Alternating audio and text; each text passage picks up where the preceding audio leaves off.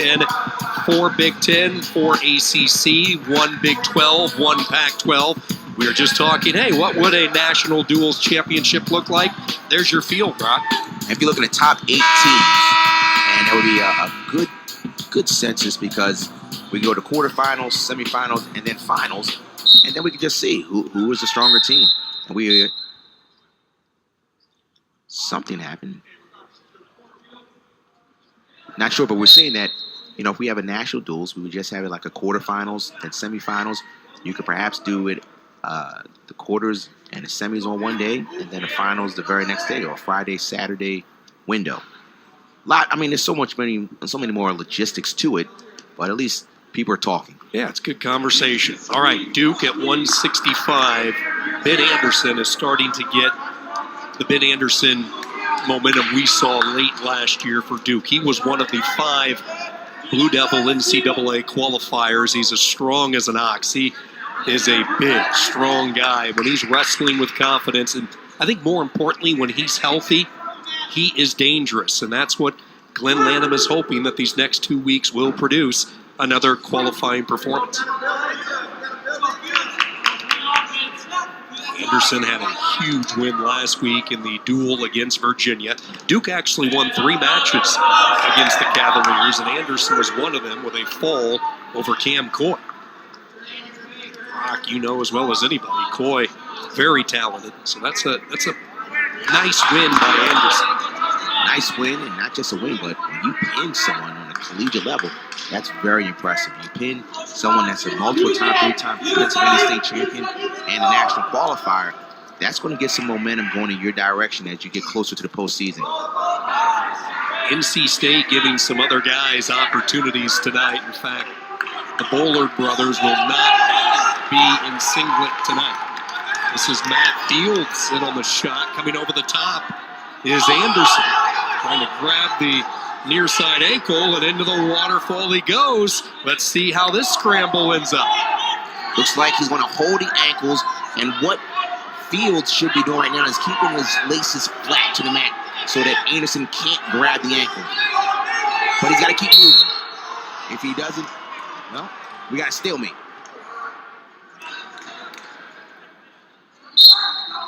Matt Fields is a redshirt freshman, 12-9 this year, Brunswick, Ohio. In there for Thomas Bowler, the 2-time NCAA qualifier. Both guys have had good shots so far. When I say good shots, Matt Fields took a shot, got to the legs, was in a waterfall situation, and Ben Anderson has been able to control the elbows and shoot what's called a high C to the right leg of Fields. Tried it again.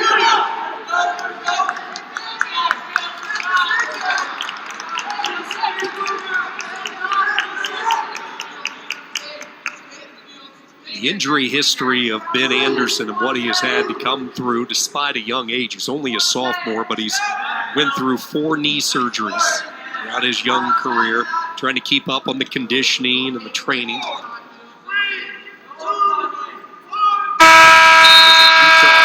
Champion all 4 years, wrestling for Pleasant Grove, and back-to-back years for the Blue Devils, sending 5 to nationals. Josh and Matt Feinsilver both utilizing their red shirt. Mitch and Zach Feinsilver graduated. So in the end, all of a sudden, a crowded wrestling room, and you have the young sophomore Ben Anderson for Glenn Lanham hoping to keep the torch lit. And that's why Coach Lanham is excited about the future of Duke. They have a great recruiting class coming in. They have guys coming off a red shirt. They will return, and they will be competitive like they have been for years in the past.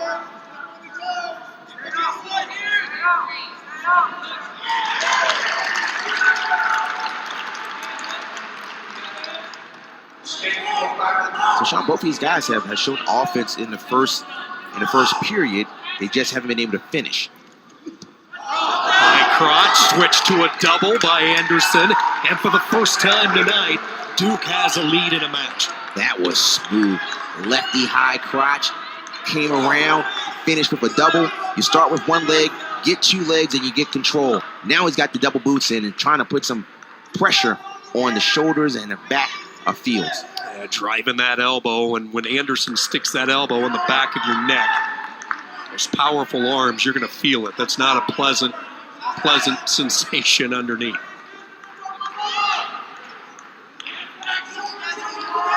What would you like to see Anderson do in this top position winding down the period?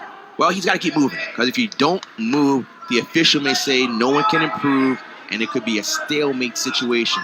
But right now, he's moving. He's trying to get wrist control, getting from one side to the other. So he's doing enough to stay effective and accumulate the riding time.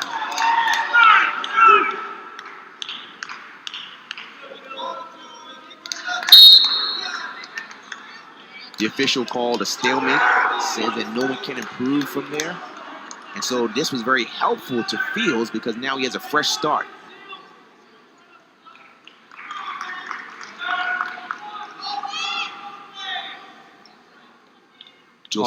Go ahead, Rock. You'll see that stalemates, although it says that no guy or no individual is improving, but in many instances, a stalemate can be very advantageous to one of the wrestlers. And just like that, Fields is back into a fight with the legs. I was just going to say, short time wrestling really important for Fields to keep that leg from getting in, and he could not do it. Right off the whistle, it was Anderson sticking that big foot in. So what was so good about this? It was a smooth high C, got one leg, cut the corner. That is textbook. That is a great shot, finish, and went right to an armbar. Fields not wanting to mess with riding Anderson, so he cuts him 3-1. Ben Anderson on top. Now Fields has got to pick it up a little bit because of riding time. Riding time means that an extra point is given to the individual that has more than 1 minute of control. That's that green rectangle on the bottom. So in essence, Fields has to eliminate 36 seconds and take down Anderson. The psyche and the mentality of Ben Anderson is so important. Last year, when you look at his run, he entered the ACCs on a 7-match losing skid. And then one day, he got hot. Then he continued that in Pittsburgh at the NCAAs. He picked up a fall at Nationals. So he's that dangerous. Stolkol tag to Fields. And then Anderson, like we see so many times in this sport, comes right in for the 2. He earned a stall call, defended the shot, did what's called chasing and following and getting behind, got the takedown, and he's looking really solid and trying to get Duke on the board.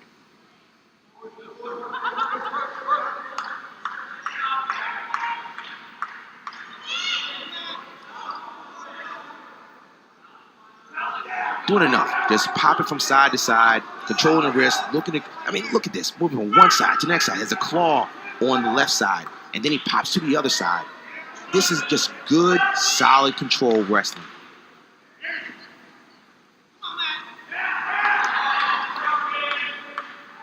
Ben Anderson showing us some of his strength. He won a Utah State powerlifting championship during his high school career. And unlike last year, to close out the regular season, he has some momentum back. Lynn Lanham talked about he wants to see the swagger back in the steps of Ben Anderson as he heads to the ACCs in a couple of weeks. I don't know, Rock. It looks like that swagger might be back for the young sophomore from Pleasant Grove. Beautiful high crotch, fights it, gets the takedown, and puts Duke on the board.